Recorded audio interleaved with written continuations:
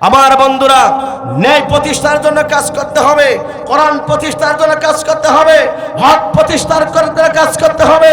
যে জমিনে ইসলাম প্রতিষ্ঠা দেয়, যে জমিনে কোরআন প্রতিষ্ঠা দেয়, যে জমিনে আল্লাহর আইন দিয়ে চলে না, ওই সমাজে ন্যায় প্রতিষ্ঠার জন্য, কোরআন প্রতিষ্ঠার জন্য, হক প্রতিষ্ঠার জন্য যদি আপনাকে আমাকে কোরআনের পক্ষে থাকতে হয়, কোরআনের পক্ষে থাকবো, ইসলামের পক্ষে থাকবো, ন্যায় প্রতিষ্ঠার কাজে আমরা অগ্রগণী হব।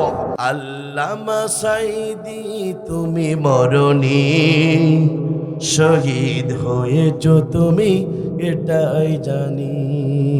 কথা বলুন ঠিক না বেটি?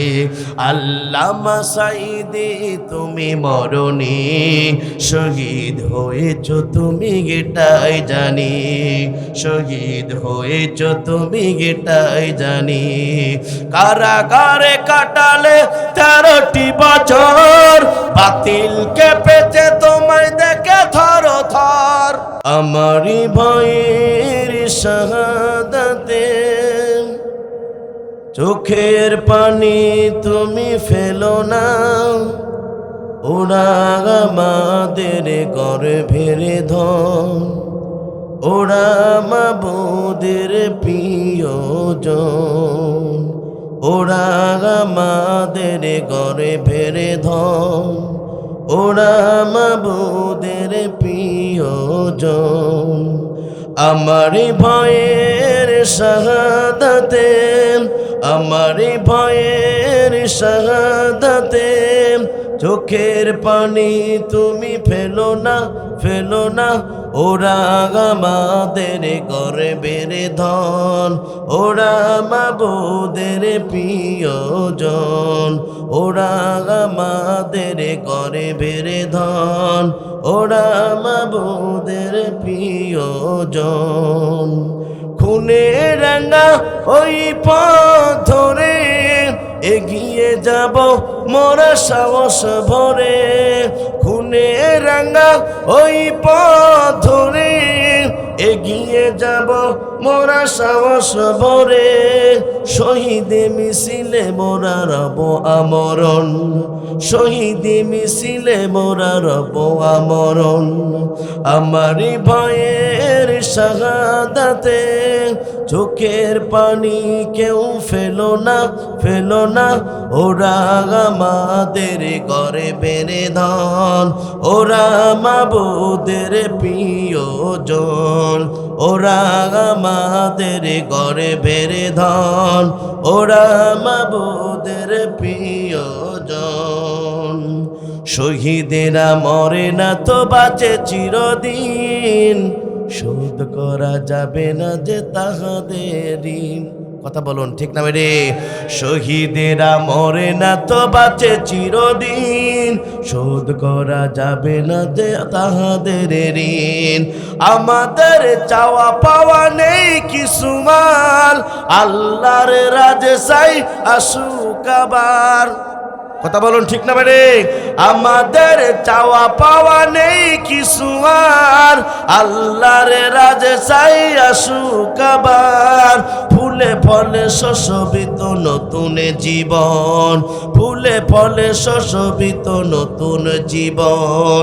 আমারই ভয়ের শাহাদাতে চোখের পানি কেউ ফেলো না, ফেলো না, ওরা আমাদের গর্বের ধন, ওরা মাবুদের প্রিয়জন, ওরা আমাদের গর্বের ধন, ওরা মাবুদের প্রিয়জন। চিৎকার করে বলেন মারহাবা। বাংলাদেশের ঐতিহ্যবাহী বিভাগ খুলনা বিভাগের ঐতিহ্যবাহী জেলা, ইসলামী আন্দোলনের এক উর্বর পটভূমি, রক্ত স্নাতক জেলা, ঝিনাইদহ জেলার সদর থানার অন্তর্গত ঐতিহ্যবাহী যুব সমাজ এবং জিয়ানগর বাজার কমিটির উদ্যোগে আয়োজিত আজকের এই তৃতীয় বার্ষিক বিশাল তাফসীর কোরআন মাহফিলের মজ্জাজ মোহতারাম সাহেবের সদর সম্মানিত সভাপতি জনাব মোহাম্মদ জহির রায়হান, প্রধান শিক্ষক KMH মাধ্যমিক বিদ্যালয় জিয়ানগর ঝিনাইদহ সদর ঝিনাইদহ, আতানুল্লাহ ফি হায়াতে। আমরা দোয়া করি আল্লাহ রাব্বুল আমিন তার গোলামকে ইসলামের জন্য, কোরআনের জন্য কবুল করুক। চিৎকার করে বলুন আল্লাহুম্মা আমিন।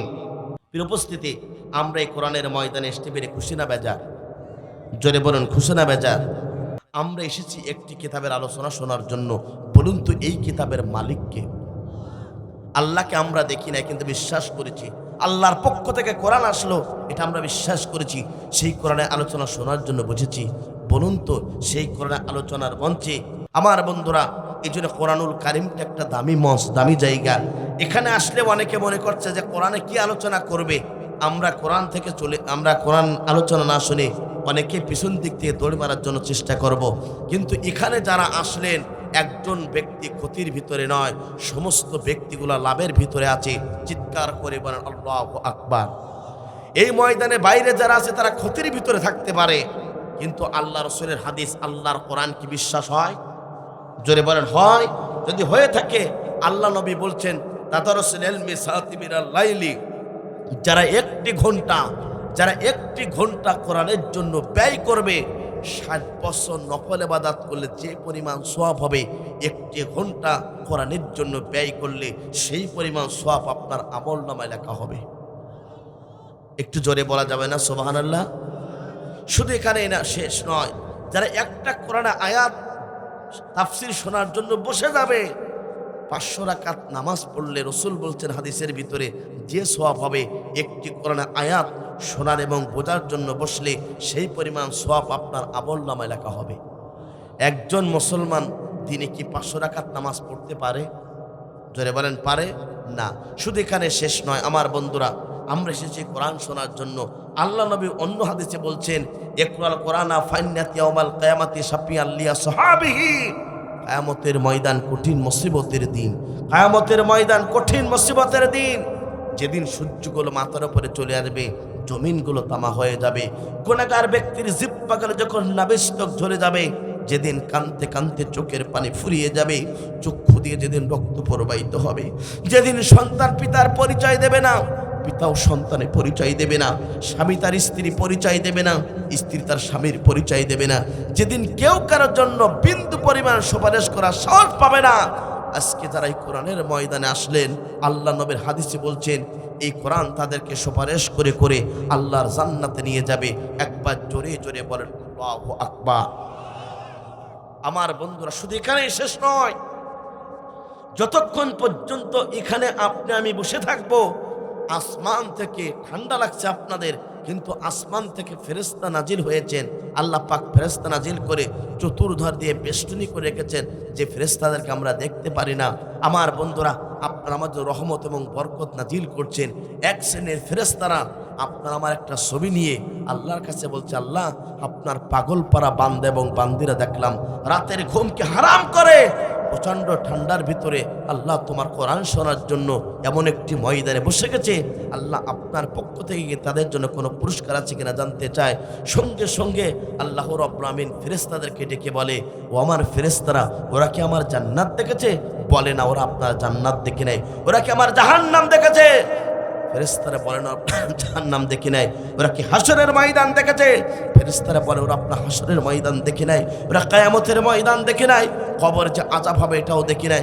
কিন্তু আল্লাহ ওই জাহান্নাম থেকে মুক্তি পাওয়ার জন্য জান্নাতের বাগানে রাসূলের ভাষায় তারা বসে গেছে। আল্লাহ আপনার পক্ষ থেকে কোনো পুরস্কার আছে কিনা জানতে চায়। আল্লাহ পাক ফেরেশতার মাধ্যমে জানিয়ে দেয়, ও ফেরেশতারা শুনে রাখো, আমি ওই ব্যক্তিগুলোর তামাম জীবনের গুনাহ খাতা আমি রব্বুল আমিন মাফ করে দিয়েছি। আমার বন্ধুরা, যে জমিনে বসে আপনি কোরআন শুনছেন, এই জমিনটুকু আপনার জন্য হাসরের ময়দান আল্লাহর কাছে সুপারিশ করবে। চিৎকার করে বলেন আল্লাহু আকবার। আমার বন্ধুরা, আপনার কাছে আমার দাবি হলো, যে কথাগুলো শুনলাম, এটা কি আমার কোনো ব্যক্তিগত কথা, আমার বাড়ির কথা, রাসূলের হাদিসের কথা, কোরআনের কথা? আমার বন্ধুরা, এই জন্য দুনিয়ার সমস্ত মতাদর্শ বলে গিয়ে আমরা কেবলমাত্র শুধুমাত্র এই পৃথিবীর মাঝে বিদায় গ্রহণ করে মহান রবের দরবারে চলে যাব, যে কবরে আপনাকে অনন্ত গহীন কবরে শায়িত হতে হবে। যে কবরটা হচ্ছে 3.5 হাত কবর, অন্ধকার কবর, যার নেই বাতি, যার নেই বালিশ, যার নাই এয়ার কন্ডিশন, ফ্যান, কিছুই নেই। ওই কবরে যদি আপনি ভালো থাকতে চান, আমি ভালো থাকতে চাই, আমরা সকলেই ভালো থাকতে চাই। এই পৃথিবীতে কোরআন মানতে হবে, কোরআনের পক্ষে থাকতে হবে, আর পরকালের জন্য আমল করার দরকার আছে না? না, আমরা এসেছি তো আমল করার জন্য। আমরা শুনি জানি কিন্তু আমল করি না। ব্যক্তিগতভাবে যারাই বসে আছেন এখন তারাই আমল করতেছেন। আমার বন্ধুরা, এতটুকু আমলের জন্য যদি আল্লাহ পাক আপনাকে কঠিন সেই জাহান্নাম থেকে বাঁচিয়ে দিতে পারে, কবর যদি আপনাকে বাঁচায়, বলুন তো আর কোনো চাওয়া পাওয়াকে থাকতে পারে না। এই জন্য আমি আপনাদের কাছে অনুরোধ করব, কিয়ামতের ময়দানে এই কোরআন এক শ্রেণীর মুসলমানের বিপক্ষে আল্লাহর আদালতে মামলা করবে। কার আদালতে? কিয়ামতের ময়দানে এক শ্রেণীর ব্যক্তিদের বিরুদ্ধে, মানুষদের বিরুদ্ধে এই কোরআন তাদের জন্য আল্লাহর আদালতে মামলা করবেন। সেদিন আল্লাহ হবেন প্রধান বিচারপতি, বিশ্বনবী হবেন উকিল। আমার বন্ধুরা, তাদের বিরুদ্ধে এই কোরআন মামলা করবে যারা এই দুনিয়াতে মুসলমান পরিচয় দিয়েছে, ইমানদার পরিচয় দিয়েছে, কিন্তু এই কোরআনের কথা শুনি নাই, বরঞ্চ এই কোরআন থেকে ডাইভার্ট হয়ে চলে গিয়েছিল, কোরআনের মঞ্চ থেকে উঠে ফেটে দৌড় মেরেছিল। যারা কোরআনকে জমিনে পরিত্যক্ত অবস্থায় রেখে যারা পিঠ ফিরিয়ে চলে গিয়েছিল, এই কোরআন তাদের জন্য আল্লাহর আদালতে মামলা করবে। কিয়ামতের ময়দানে এই কোরআনের মামলা কি আপনি আমি খেতে চান? দুনিয়ার মামলা খেলে আপনাকে উকিল দিয়ে বাঁচানোর জন্য, টাকা পয়সা দিয়ে বাঁচানোর জন্য চেষ্টা করতে পারেন, কিন্তু কিয়ামতের ময়দানে কেউ আপনার পক্ষে দাঁড়াবে না। এই জন্য প্রিয় উপস্থিতি, আমি একটা ঘন্টা আপনাদের জন্য আমি আপনাদের সম্মুখে কোরআনে কথা বলতে চাই। প্লিজ আপনাদেরকে এতটুকু বলবো, আপনার উঠে যাবেন না, শুনবেন। আপনি কোরআন শুনুন, আপনার ভালো লাগবে। এই কোরআন শুনলে আপনার ইমানটা বাড়বে। সামিনা ওয়াতানা, কোরআন যা বলেছে মানার নিয়াতে কোরআন শুনলে ভালো লাগবে, অন্তরে কথা বলুন, ঠিক না বেঠিক? কিন্তু এই কোরআনের কথা শুনলে সবার আবার ভালোও লাগবে না। এই জন্যে বলতে চাই, কোরআন এসেছে আল্লাহর পক্ষ থেকে হেদায়েতের জন্য, কথা বলুন, ঠিক না বেঠিক? এই কোরআন আপনাকে অন্ধকার থেকে বাঁচানোর জন্য এসেছে। আপনি কি দুনিয়ার অন্ধকারের পথে চলবেন না আলোকিত পথে চলবেন? আমার বন্ধুরা, সুতরাং আজকে আমি যে বিষয়ের উপর আলোচনা করতে চাই, বিষয়টা নির্ধারণ করেছি, এই পৃথিবীর মাঝ থেকে আপনি আমি বিদায় গ্রহণ করব। কুল্লু নাফসিন যায়িকাতুল মাউত, পৃথিবীর সমস্ত মানুষগুলোকে মৃত্যু স্বাদ গ্রহণ করতে হবে। ম্যান ইজ মর্টাল, মানুষ মরণশীল। সুম্মা ইলাইনা তুরজাউন, দুনিয়ার সমস্ত মানুষগুলোকে মহান রবের দরবারে ফিরে যেতে হবে। আপনি এসেছেন খালি হাতে, যেতে হবে খালি হাতে। কি নিয়ে যাবেন আল্লাহর কাছে? এই জন্য প্রিয় উপস্থিতি, মৃত্যুর পরে আপনাকে আমাকে আল্লাহর দরবারে ফিরে যেতে হবে। আজকে অট্টালিকা, গাড়ি বাড়ি, দুনিয়ার সব কিছু রেখে আপনি যখন ফিরে মহান রবের কাছে চলে যাবেন, একটি বারের জন্য প্রশ্ন করলেন না, মহান রবের কাছে আমি কি জবাব দেব? এই প্রশ্ন যদি আপনার হৃদয়ের ভিতরে থাকে, বলুন তো দুনিয়ার সমস্ত পথ ছেড়ে দেওয়ার দরকার আছে না নাই? আর আজকের বিষয় হলো, মৃত্যুর পরে 10 শ্রেণীর ব্যক্তিকে আল্লাহ রাব্বুল আমিন ভালোবাসবে এবং তাদের জন্য 100% জান্নাত আল্লাহ রাব্বুল আমিন দেবে। সেটাই কোরআনে আল্লাহ পাক রেকর্ড করে বলে দিয়েছেন 1400 বছর আগে। চিৎকার করে বলেন আল্লাহু আকবার। কয় শ্রেণী? 10টা কাজ যদি আপনি করতে পারেন, 10টা আমল যদি করতে পারেন, মৃত্যুর পরে যিনি জান্নাত দেবেন তিনি কে? এই জান্নাত পাওয়ার দরকার আছে না নাই? মৃত্যুর পরে কেউ জান্নাতে যাবেন না, জাহান্নামে যাবেন। কে কে একটু দুহাত তুলে আল্লাহকে দেখান।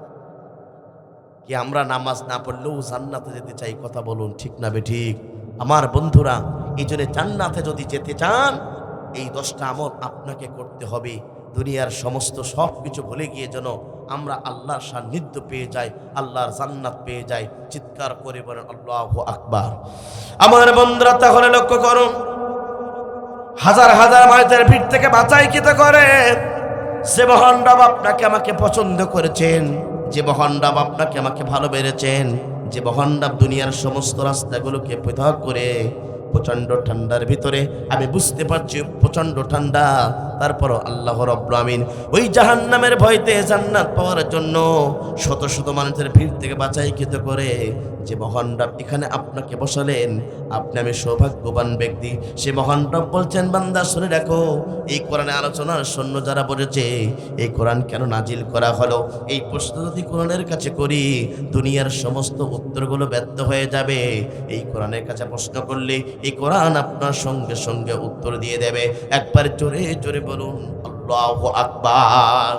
আমার বন্ধু, এটা আমার কথা নয়, বক্তব্য নয়, বক্তব্য হচ্ছে আল্লাহর কোরআনে। আল্লাহ রাব্বুল আলামিন বলেন আলিফ লাম রা কিতাবুন আনজালনাহু ইলাইকা লিতুখরিজান নাসা মিনায-যুলুমাতি ইলান নূর।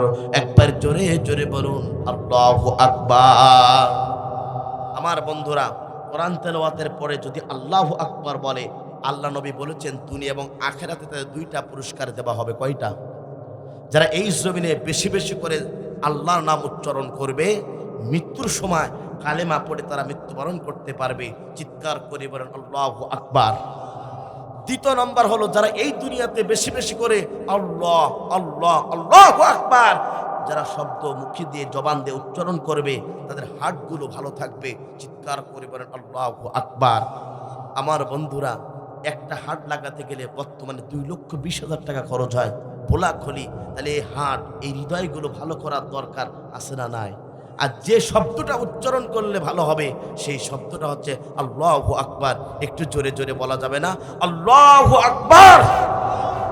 আমার বন্ধুরা, তাহলে লক্ষ্য করুন, আল্লাহর পক্ষ থেকে জিবরাইলের মাধ্যমে বিশ্বনবীর প্রতি কোরআনটা নাযিল হলো। কারণটা হলো, যারা এই পৃথিবীতে দুনিয়ার সমস্ত অন্ধকার পথ থেকে দূরীভূত করে আলোকিত পৃথিবী তৈরি করার জন্য 1400 বছর আগে আল্লাহ নবীর প্রতি আল্লাহ পাক কোরআন নাযিল করেছিলেন। একবার জোরে জোরে বলেন আল্লাহু আকবার। কারণটা হলো, গোটা পৃথিবীর যত প্রকার অন্ধকার পথ আছে, গোটা পৃথিবীর যত প্রকার অন্ধকার সমাজ আছে, গোটা পৃথিবীর যত প্রকার অন্ধকার পথ এবং মত আদর্শ আছে, সমস্ত সবগুলোকে ডাস্টবিনে ফেলাই দিয়া আলোকিত একটি পৃথিবী তৈরি করার জন্য 1400 বছর আগে আল্লাহ নবীর প্রতি আল্লাহ পাক কোরআনটা নাযিল করেছিলেন। একবার জোরে জোরে বলুন আল্লাহু আকবার। আমার বন্ধুরা, তাহলে লক্ষ্য করুন, এই কোরআনটা আসলো গোটা পৃথিবীর সমস্ত অন্ধকার দূরীভূত করার জন্য, মুসলমানদের মুখে হাসি ফোটানোর জন্য। কিন্তু আফসোস, দুঃখ এখানে আমার বন্ধুরা লক্ষ্য করুন, আজকের প্রত্যেকটা ব্যক্তির বাড়িতে আছে কোরআন, প্রত্যেকটা ব্যক্তির মসজিদে আছে কোরআন, প্রত্যেকটা ব্যক্তির অ্যান্ড্রয়েডে আছে কোরআন। কিন্তু কোরআনের রাষ্ট্র ব্যবস্থা না থাকার কারণে আজকে জাতির লোকেরা সবচেয়ে অন্ধকার সমাজে বসবাস করে। কথা বলুন ঠিক না বেঠিক?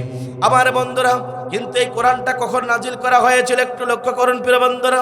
আপনার আমার নবী, বিশ্ব নবী, আখিরি জামানার নবী, যে নবীর প্রতি আল্লাহ রাব্বুল আলামিন নিজেই দরুদ প্রেরণ করেন, যে নবীকে আল্লাহ রাব্বুল হামিদুল্লাহ বলেছেন, কাল কিয়ামতের ময়দান কঠিন মুসিবতের দিনে যিনি আপনার আমার জন্য হাউজে কাউসারের পানির পেয়ালার অপেক্ষমান থাকবে, যেদিন পানির জন্য আপনি আমি চিৎকার করতে থাকব, যেদিন পানির জন্য আপনি আমি চিৎকার করতে করতে বুকের খাঁচাটা পর্যন্ত ফেটে যাবে, ওই বিভীষিকা অবস্থায় যারা এই দুনিয়াতে 5 ওয়াক্ত নামাজ পড়বে আর আল্লাহর বিধান মোতাবেক জীবন করতে পারবে, ওই বিভীষিকা অবস্থা আল্লাহ নবীর কাছ থেকে তারা হাউজে কাউসারের পানির পেয়ালা তারা পান করতে পারবে। একবার যারা পান করতে পারবে আর কখনো তাদের পানির পিপাসা লাগবে না। একবার জোরে জোরে বলুন আল্লাহু আকবার। আমার বন্ধুরা, ওই নবীকে এই পৃথিবীতে আল্লাহ রাব্বুল আলামিন প্রেরণ করেছিলেন এমন একটা সমাজে, যে সমাজটা ছিল আয়ামে জাহিলিয়াতপূর্ণ সমাজ, যে সমাজে নারীর কোনো সতীত্বের গ্যারান্টি ছিল না, জোরদার ছিল, মুল্লুকদার ছিল, জোরদার ছিল, এলাকার বউগুলো সব তার ছিল, ভাই ভাইকে দিনে দুপুর বেলা হত্যা করতো, সম্পদের জন্য এক ভাই আরেক ভাইকে হত্যা করতো। এমন একটা কুসংস্কারপূর্ণ সমাজে আল্লাহ নবীকে আল্লাহ পাক প্রেরণ করেছিলেন, যে সমাজটাকে বলা হয় আয়ামে জাহিলিয়াতপূর্ণ সমাজ। আল্লাহ নবী সেই সমাজে তিনি প্রেরণ করেছিলেন আল্লাহ রাব্বুল আলামিন তাকে। এরপরে জন্মগ্রহণ করলেন। আস্তে আস্তে আমার বন্ধুরা বড় হয়ে গেল। 17 বছর বয়সে এলাকা পরিবর্তন করার জন্য হিলফুল ফুজুল সংগঠন গঠন করেছিল, তিনি কোনো পরিবর্তন করতে পারলেন না। 25 বছর হয়ে গেল বিশ্বনবীর বয়স। আমার বন্ধুরা, খাদিজার বয়স ছিল 40 বছর, আল্লাহ নবী বিবাহ আবদ্ধ হয়ে গেল। আমার বন্ধুরা, তাহলে 25 বছর বয়স বিশ্বনবীর, 40 বছর বয়স খাদিজার, বিবাহ আবদ্ধ হয়ে গেল। আল্লাহ নবী 35 বছর বয়স হয়ে গেল। আমার বন্ধুরা, হাজার আসওয়াদের পাথর নিয়ে একটা সমস্যা বেঁধে গেল। সেই সমস্যার সমাধান করলেন কেউ নাই, তিনি হলেন আপনার আমার নবী। একবার জোরে জোরে বলুন আল্লাহু আকবার। আমার বন্ধুরা, 35 বছর পরে নবীর বয়স 40 বছর হয়ে গেল। আল্লাহ নবী আবার হেরায় গুহাতে ধ্যানে মগ্ন থাকলেন। ধ্যানে যখন মগ্ন থাকলেন, আস্তে আস্তে করে আমার বন্ধুরা লক্ষ্য করুন, এবার আল্লাহর পক্ষ থেকে আল্লাহর নবীর প্রতি কোরআনটা নাজিল হয়ে গেল। এই কোরআন শরীফের অন্যতম একটি সূরা, সূরা আলাকের 5টা আয়াত আল্লাহ রাব্বুল আলামিন নাজিল করে দিলেন। দেওয়ার পরে বিশ্বনবীর প্রতি কোরআনটা নাজিল হয়ে গেল। এবারে বিশ্বনবী সেই কালেমার কোরআনের দাওয়াত দিলেন, কালেমার দাওয়াত দিলেন। বিশ্বনবীর উপর জুলুম নির্যাতন করেছিল, গোপনে 3 বছর পর্যন্ত দিনের দাওয়াত দিয়েছিলেন। আমার বন্ধুরা 43 বছর হয়ে গেল। এভাবে বিশ্বনবীর বয়স যখন 43, এবারে চলে গেল আর 10টি বছর, বিশ্বনবীর বয়স হয়ে গেল 53 বছর পর্যন্ত দিনের দাওয়াত দিলেন। 40 বছর দিলেন কোরআন বিহীন, 13টি বছর দিলেন কোরআন সহকারে, কোনো পরিবর্তন হতে পারল না। আমার বন্ধুরা আল্লাহর হুকুমে আমার বন্ধুরা মক্কা ছেড়ে হিজরত করে আল্লাহ নবী চলে গেলেন মদিনায়। মদিনায় যাওয়ার পরে আল্লাহ রাব্বুল আমিন এবার মক্কাকে বিনা রক্তপাতে আমার বন্ধুরা বিজয় হয়ে গেল। আমার বন্ধুরা এরপর কি হলো, বিজয় হওয়ার পরে আল্লাহ নবী হয়ে গেলেন মদিনার প্রেসিডেন্ট। শেষ 10টি বছর আল্লাহ নবী ছিলেন মদিনার প্রেসিডেন্ট। তিনি এক জায়গায় ইমামতি করতেন, আবার তিনি মদিনার প্রেসিডেন্ট ছিলেন। গোটা বিশ্বের সবচেয়ে বড় রাজনীতিবিদ ছিলেন আপনার আমার নবী। কথা বলুন ঠিক না বেঠিক? সেই নবী রাজনীতির কথা বললে এখনো অসংখ্য মুসলমান মন খারাপ হয়, কিন্তু একটিবারের জন্য চিন্তা করলেন না। এই পৃথিবীতে বিশ্বনবী ছিলেন সবচেয়ে বড় রাজনীতিবিদ। চিৎকার করে বলেন আল্লাহু আকবার। আপনার রাজনীতি গাইড বই ছিল আল্লাহর কোরআন। চিৎকার করে বলেন আল্লাহু আকবার। জালিকাল কিতাবুল লা রাইবা ফি, যে গাইড বইয়ের ভিতরে কোনো সন্দেহ আছে? আবার বন্ধুরা বিশ্বনবী ছিলেন দাড়িওয়ালা, বিশ্বনবী ছিলেন টুপিওয়ালা, বিশ্বনবী ছিলেন পাঞ্জাবিওয়ালা, বিশ্বনবী ইসলামের পক্ষে কাজ করেছিলেন।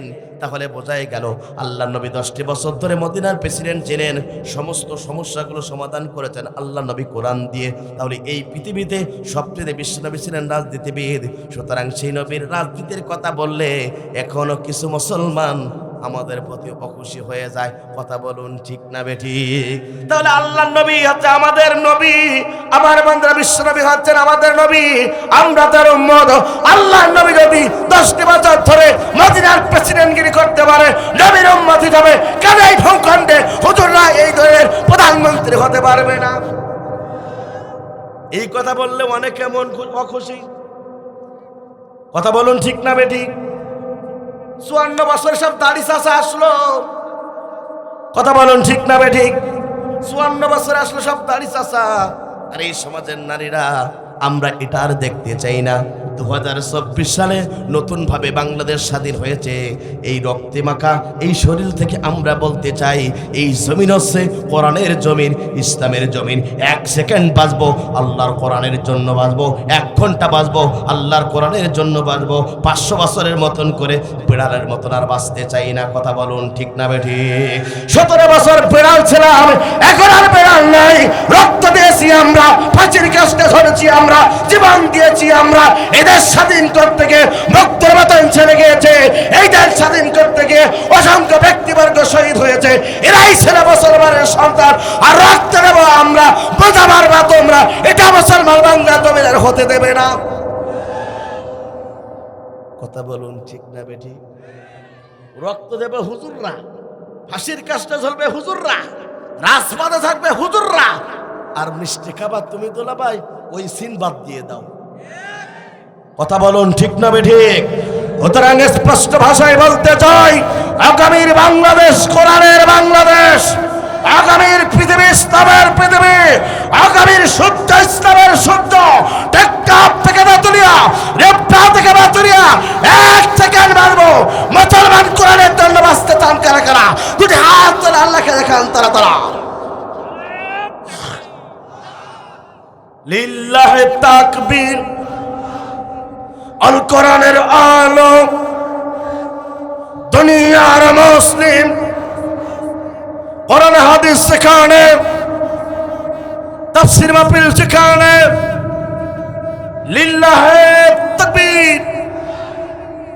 আমার বন্ধুরা, সুতরাং স্পষ্ট ভাষায় বলতে চাই, আমরা এই জমিনে প্রধানমন্ত্রী করে করতে চাই না, পার্লামেন্ট চলবে আল্লাহর কোরআন দিয়ে। কথা বলুন ঠিক না বেঠিক? স্বাধীনতার 54 বছর পর্যন্ত অনেক মেয়ে লোক দেখেছি, আর আমরা দেখতে চাই না। রসুল বলেছেন হাদিসের উপরে, জমিনের উপর তখন আল্লাহর কাছে শ্রেষ্ঠত্ব যখন নেতৃত্ব থাকে পুরুষরা, কিরা পুরুষরা। আর সমাজে আমরা সেটাই দেখছি, 54 বছরে সব মেয়ে লোক যখন গিয়ারে, পুরুষ যখন কোষণ জড়িয়েছে। কথা বলুন ঠিক না বেঠিক? 17 বছর আমরা খুব কোষণ সহ্য করেছি, আর হতে দেব না। কথা বলুন ঠিক না বেঠিক? আগামীতে কারা প্রধানমন্ত্রী হবে, কারা রাষ্ট্রপতি হবে, এটা আমাদের দিকার বিষয় নয়। কিন্তু মুসলমানের দাবি হলো পার্লামেন্ট চলবে কোরআন দিয়ে, আর পুরুষরা থাকবে পার্লামেন্টে। কথা বলুন ঠিক না বেঠিক? আমার বন্ধুরা, এই জন্য বলতে চাই, মামু তুমি মুসলমান, কেন কোরআনের কথা শুনলে তোমার জ্বলে? কথা বলুন ঠিক না বেঠিক? আমরা কেন সত্য কথা বললে তোমাদের জ্বলে? আমাদেরকে বলা হয় হুজুররা তাফসীর মাহফিলে রাজনীতি কথা বলে কিনা? পর্যন্ত হাসি ফোটানো যাবে না। কথা বলুন ঠিক না বেঠিক? এই জমিনে যদি প্রিয় বন্ধুরা, এই জমিনে যদি মুসলমানদের মুখে হাসি ফোটাতে চান, তাহলে বলুন তো কোরআনের বিধান দরকার আছে না নাই? আল্লাহ রাব্বুল আলামিন সেটাও কোরআনুল কারীমের ভিতরে সুন্দরভাবে ঘোষণা করলেন, তাহা মা আনজালনা আলাইকাল কুরআনা লিতাশকা। চিৎকার করে বলেন আল্লাহু আকবার। ও মুহাম্মদ, তুমি শুধু মার খাবে, নির্যাতিত হবে, নিষ্পেষিত হবে, তুমি শুধু জুলুম নির্যাতনের শিকার হবে। এই জন্য আমি কোরআন নাজিল করি নাই। এই কোরআনটা নাজিল হলো গোটা বিশ্বের মুসলমানদের ভাগ্য পরিবর্তন করার জন্য, সমাজ পরিবর্তন করার জন্য, নিজেকে পরিবর্তন করার জন্য। কথা বলুন ঠিক না বেঠিক? তুমি অবাক হবে, তুমি নির্যাতিত হবে, এই জন্য আমি কোরআন নাজিল করি নাই। প্রিয় তৌহিদি জনতা, প্রিয় ঝিনাইদহবাসী, আপনাদেরকে বলতে চাই, তাহলে কোরআন আসলো মানুষের মুখে হাসি ফোটানোর জন্য, ভাগ্য পরিবর্তন করার জন্য। সুতরাং ভাগ্য যদি পরিবর্তন করতে হয়, সমাজ যদি পরিবর্তন করতে হয়, দুনিয়ার সমস্ত তন্ত্রমন্ত্রগুলোকে ভুলে গিয়ে কেবলমাত্র শুধুমাত্র আপনাকে আমাকে এই কোরআনের কাছে ফিরে আসতে হবে। কথা বলুন ঠিক না বেঠিক? যদি এই কোরআনের কাছে ফিরে আসতে পারি, মহান রব আপনাকে আমাকে ভালোবাসবেন, বিনিময়ে জান্নাত দেবেন। এটা আমার বক্তব্য না, এটা হচ্ছে কোরআনের বক্তব্য। একবার জোরে জোরে বলুন আল্লাহু আকবার। আল্লাহ রাব্বুল আলামিন কোরআনুল কারীমের ভিতরে ঘোষণা করলেন, ইন্নাল্লাযীনা আমানু ওয়া আমিলুস সালিহাতি কানাত লাহুম জান্নাতুল ফিরদাউসি নুজুলা। চিৎকার করে বলুন আল্লাহু আকবার। নিশ্চয় যারা আল্লাহর প্রতি ঈমান আনতে পারবে, যে ঈমানের ভিতরে কোনো শিরিক থাকবে না, যে ঈমানের ভিতরে কোনো ভেজাল থাকবে না, যে ঈমানের ভিতরে কোনো দুই নম্বর থাকবে না, যে ঈমানের ভিতরে কোনো সন্দেহ থাকবে না, কিছুই থাকবে না, যারা শিরিক মুক্ত ঈমান এই দুনিয়াতে আল্লাহর প্রতি আনতে পারবে, যে ঈমানটা থাকবে শিরিক মুক্ত ভেজাল। আল্লাহ পাক বলেন, বান্দা শুনে রাখো, শিরিক মুক্ত ভেজাল মুক্ত ঈমান যদি তোমার থাকে, আমি রব্বুল আমিন মৃত্যুর পরে তোমার জন্য সবচেয়ে বড় জান্নাত, জান্নাতের ফেরদাউসের মেহমান করানো হবে। একবার জোরে জোরে বলুন আল্লাহু আকবার। আমার বন্ধুরা, এই জন্য সঠিকভাবে ঈমান আনতে হবে কার প্রতি? আল্লাহ পাক বলেন, ফামায়াকফুরু বিত্তাগুত ওয়া ইউমিন বিল্লাহ। তাগুতকে বর্জন করতে হবে, সঠিকভাবে আল্লাহর প্রতি মানতে হবে। আমার বন্ধুরা, তাগুত কাকে বলে একটু লক্ষ্য করুন প্রিয় বন্ধুরা। যে ব্যক্তি মুসলমান পরিচয় দেয়, ইমানদার পরিচয় দেয়, আল্লাহর কোরআনের পক্ষের লোক পরিচয় দেয়, কিন্তু আল্লাহ পাক বলছেন ইমানদার কারার, বেঈমান কারা, তাগুত কারা, একটু শুনে রাখুন প্রিয় বন্ধুরা।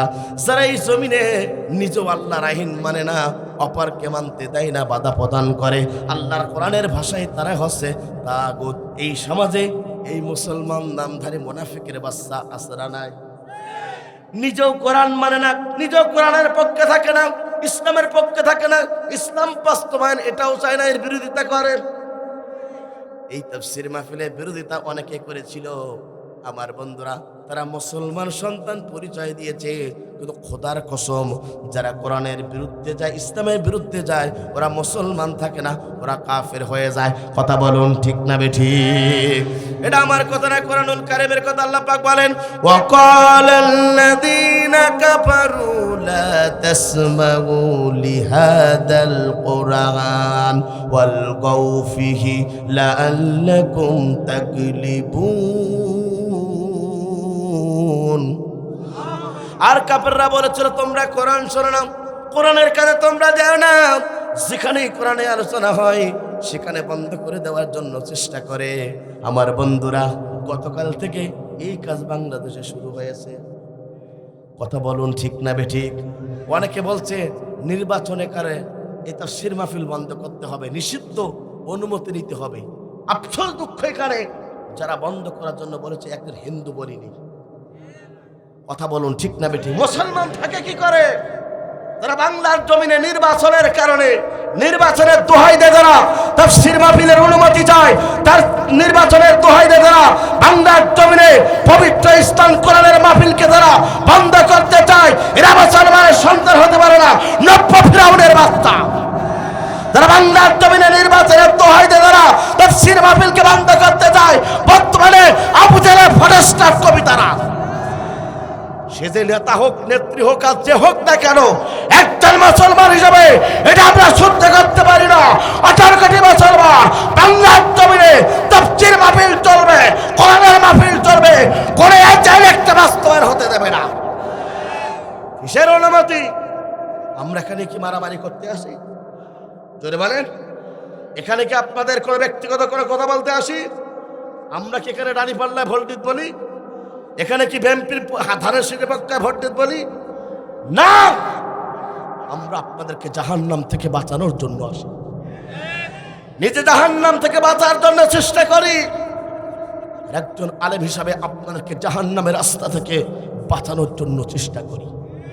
আর যারা কোরআন পড়ে না, কোরআন বোঝে না, হাইড্রোলিক বম মারলে একটা কোরআন আয়াত পাওয়া যাবে না, যারা সূরা ফাতিহা সঠিকভাবে উচ্চারণ করতে পারে না, তারাই তো এটাকে বলে যে এই মঞ্চে আমাদের বিপক্ষে কথা বলা হয়। আমার বন্ধুরা, সব ভুলে যাও।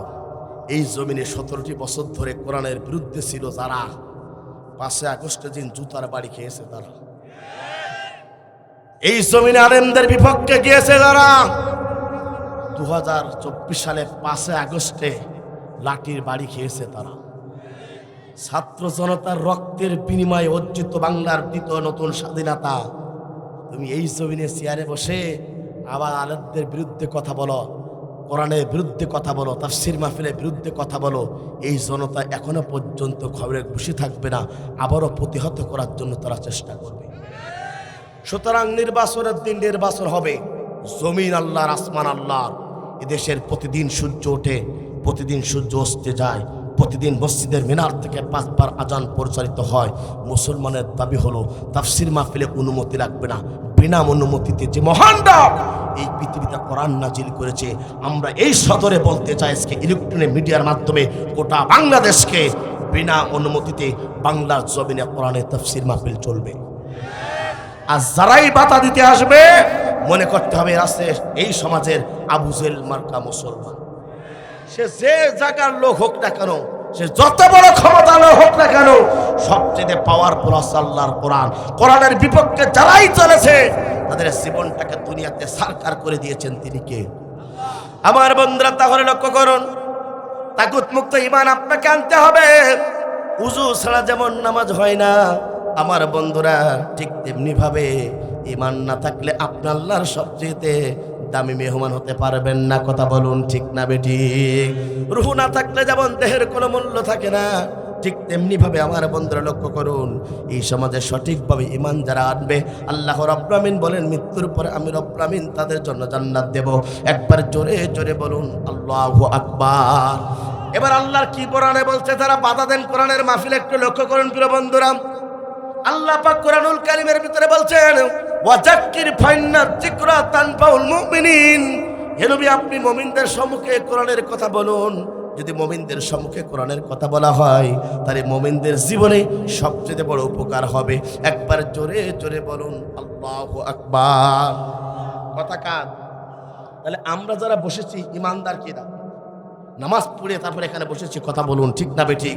আর আল্লাহ পাক বলছেন ঈমানদারদের সম্মুখে, মুমিনদের সম্পর্কে কোরআনের কথা বললে হয় ঈমানদারদের, মুমিনদের উপকার হবে। যারা নামাজ পড়ে না, রোজাও রাখে না, যারা বাড়ি ঘুমিয়ে থাকে আর শুধু ইসলামের বিরুদ্ধে কথা বলে, ওদের ঈমান কি বাড়বে? ওদের বাড়বে শয়তানি। কি বাড়বে? আর জোরে বলেন। আবু জেহেলের বাড়ি ছিল শয়তানি, এরাও বাড়ি বসে বসে শয়তানি চালবে। কথা বলুন ঠিক না বেঠিক? আমার বন্ধুরা তাহলে লক্ষ্য করুন, এই জন্যে মুমিনদের সম্মুখে কোরআনের কথা বললে তাদের ঈমানটা বেড়ে যাবে। আমার বন্ধুরা আল্লাহ পাক বলে তা উপকার হবে। এরপর আল্লাহ পাক অন্যতে বলছেন, ইন্নামাল মুমিনুনা আল্লাযীনা ইযা যুকিরাল্লাহু ওয়াজিলাত কুলুবুহুম ওয়া ইযা তুলিয়াত আলাইহিম আয়াতুহু যাদাতুহুম ঈমানাও ওয়া আলা রাব্বিহিম ইয়াতাওয়াক্কালুন। আল্লাহ পাক বলেন মুমিন তো তারা, ওই মুমিন ব্যক্তির সম্মুখে যখন কোরআনের কথা বলা হয় তাদের জীবনের সবচেয়ে দুইটা বড় উপকার হয়। এক নম্বর হলো যতটুকু ঈমান নিয়ে তারা কোরআনের ময়দানে বসে গেল, কোরআন শোনার কারণে তাদের ঈমানটা বৃদ্ধি পেয়ে যায়। দ্বিতীয় নম্বর উপকার হলো দুনিয়ার কোনো জালিমের কাছে মাথা নত করে না, কোনো ইসলাম বিরোধী কোরআন বিরোধী কোনো ব্যক্তির কাছে মাথা নত হয় না। তাদের মাথা নত হয় কেবলমাত্র শুধুমাত্র এক আল্লাহ তাআলার কাছে। একবার জোরে জোরে বলুন আল্লাহু আকবার। এই জন্য আল্লাহ পাক বলছেন, বান্দা শুনে রাখো, ঈমানের পথে চললে আল্লাহ পাক তোমাকে জান্নাত দেবে। দ্বিতীয় নম্বর কাজ হলো দুনিয়ার যত ভালো ভালো কাজ আছে, এই ভালো ভালো কাজ যদি তুমি করতে পারো আমি রব্বুল আমিন মৃত্যুর পরে তোমার জন্য জান্নাত দেব। একবার জোরে জোরে বলেন আল্লাহু আকবার। কথা কার? এইবার আল্লাহ পাক 10টা কাজ করলে জান্নাত দেবে। আর এক নম্বর কাজ হলো, যদি এই দুনিয়াতে কেবলমাত্র শুধুমাত্র একমাত্র হক প্রতিষ্ঠার জন্য, ন্যায় প্রতিষ্ঠার জন্য, ন্যায় ইনসাফ সমাজ প্রতিষ্ঠার জন্য যদি কাজ করতে পারেন, মৃত্যুর পরে আপনাকে ভালোবাসবেন তিনি কে? এটা আমার বক্তব্য নাই, কোরআন শরীফের বক্তব্য। আল্লাহ রাব্বুল আমিন কোরআনুল কারীমের ভিতরে ঘোষণা করলেন, ইন্না আনজালনা ইলাইকাল কিতাবা বিল হক লিতাহকুমা বাইনান নাসি বিমা আরাকাল্লাহ। চিৎকার করে বলেন আল্লাহু আকবার। নিশ্চয় আল্লাহ রাব্বুল আমিন এই পৃথিবীতে সত্য সহকারে এই কোরআনটা নাজিল করেছেন। আল্লাহ রাব্বুল আমিন এই পৃথিবীতে সত্য সহকারে নাজিল করেছেন কোরআন। এর আল্লাহ পাক বলছেন, বান্দা শুনে রাখো, সত্য সহকারে এই পৃথিবীতে আমি রাব্বুল আমিন কোরআনকে নাজিল করেছি। এরপর আল্লাহ পাক বলছেন, বান্দা শুনে রাখো, দুনিয়ার যত বিচার ব্যবস্থা আছে সমস্ত বিচার ব্যবস্থার জন্য এই কোরআন থেকে তোমাকে সমাধান নিতে হবে। যদি এই কাজটা যদি তুমি করতে পারো আমি রব্বুল আমিন মৃত্যুর পরে তোমার জন্য জান্নাত দেব। একবার জোরে জোরে বলুন আল্লাহু আকবার। কথা কার? কথা কার? তাহলে এক নম্বর ন্যায় প্রতিষ্ঠার জন্য কাজ করতে হবে। কাজ করার দরকার আছে না নাই? জোরে বলেন আছে না নাই? আমার বন্ধুরা, ন্যায় প্রতিষ্ঠার জন্য কাজ করতে হবে, কোরআন প্রতিষ্ঠার জন্য কাজ করতে হবে, হক প্রতিষ্ঠার জন্য কাজ করতে হবে। যে জমিনে ইসলাম প্রতিষ্ঠা দেয়, যে জমিনে কোরআন প্রতিষ্ঠা দেয়, যে জমিনে আল্লাহর আইন দিয়ে চলে না, ওই সমাজে ন্যায় প্রতিষ্ঠার জন্য, কোরআন প্রতিষ্ঠার জন্য, হক প্রতিষ্ঠার জন্য যদি আপনাকে আমাকে কোরআনের পক্ষে থাকতে হয়, কোরআনের পক্ষে থাকবো, ইসলামের পক্ষে থাকবো, ন্যায় প্রতিষ্ঠা কাজে আমরা অগ্রগণী হব। যিনি ভালোবাসবেন তিনি কে? জোরে বলেন তিনি কে? আপনি দুনিয়ার সমস্ত খারাপ কাজে থাকতে পারেন, কিন্তু হক প্রতিষ্ঠা হোক, এই সমাজে কোরআন প্রতিষ্ঠা হোক, এটা আপনি আমি চাই না। অনেকে বলুন তো জান্নাত কি পাওয়া যাবে? এবার বন্ধুরা লক্ষ্য করুন, কিন্তু যারা ন্যায় প্রতিষ্ঠা করবে না, হক প্রতিষ্ঠার জন্য কাজ করবে না, শুধু নামাজ পড়বে, হজ করবে, যাকাত দিয়ে বলবে আমরা বড় ইমানদার, আল্লাহ পাক বলে তারা মুমিন হতে পারবে না। এই কোরআন শরীফের 4 নম্বর সূরা, সূরা নিসার 65 নম্বরে আল্লাহ পাক জানিয়ে দিলেন, বান্দা শুনে রাখো তারা কারা। ফালা ওয়া রাব্বিকা, তোমার রবের কসম, তোমার আইনদাতার কসম, তোমার রিজিকদাতার কসম, লিল্লাহি মা ফিস সামাওয়াতি ওয়াল আরদ, আসমান এবং জমিনের একচ্ছত্র ক্ষমতার মালিক মহান রবের কসম। আল্লাহ পাক বলছেন তারা কখনো মুমিন হতে পারবে না। কথা বলুন ঠিক না বেঠিক? এই সত্যের পক্ষে যারা কাজ করবে না, হক প্রতিষ্ঠার জন্য যারা কাজ করবে না, ন্যায় ইনসাফ ভিত্তিক কোরআনের সমাজ প্রতিষ্ঠা হতে যারা কাজ করবে না, ওরা মুসলমান মুমিন হতে পারবে না। কথা কার? তাহলে আমরা যারা সমাজের ন্যায় প্রতিষ্ঠার জন্য কাজ করি, আমরা ইমানের দাবিতে এই কাজগুলা করি। কথা বলুন ঠিক না বেঠি? এই কাজ যদি না করি, আপনি কখনো মুসলমান দাবি করবেন, মুমিন হতে পারবেন না আল্লাহর আদালতে। কথা বলুন ঠিক না বেঠি? এরপর আল্লাহ পাক বলছেন, রবের কসম, ততক্ষণ পর্যন্ত তারা মুমিন হতে পারবে না। সমাজে যখন আমার বন্ধুরা বিচার ফয়সালা হবে, এই বিচার ফয়সালার সময় যদি তারা কোরআন না মানে, তারা মুমিন হতে পারবে না। এই কথা কার? তাহলে এবার আমরা মুমিন হওয়ার জন্য এই সমাজে কোরআন দিয়ে বিচার হবে, এই ন্যায় প্রতিষ্ঠার জন্য এখন আমরা কাজে নেমেছি। এই কাজ আমাদের সমাপ্ত হবে 2026 সালে 12ই ফেব্রুয়ারি। কথা বলুন ঠিক না ঠিক? 54 বছর পর্যন্ত এই ন্যায় ইনসাফ প্রতিষ্ঠা করতে পারি নাই, হক প্রতিষ্ঠা করতে পারি নাই, কোরআন প্রতিষ্ঠা করতে পারি নাই। আজকে টেকনাফ থেকে তেতুলিয়া, রূপসা থেকে পাথুরিয়া, সুন্দরবন থেকে বান্দরবন, প্রত্যেকটা ইঞ্চির মুসলমানেরা সিদ্ধান্ত গ্রহণ করেছে বাংলার জমিনে 2026 সালে 12ই ফেব্রুয়ারি এই দেশে কোরআন প্রতিষ্ঠা, হক প্রতিষ্ঠা, ন্যায় প্রতিষ্ঠার কাজে আমরা বিজয় লাভ করব। বলুন ঠিক না বেটে? এই কাজ না করতে পারলে জান্নাত কি পাবো?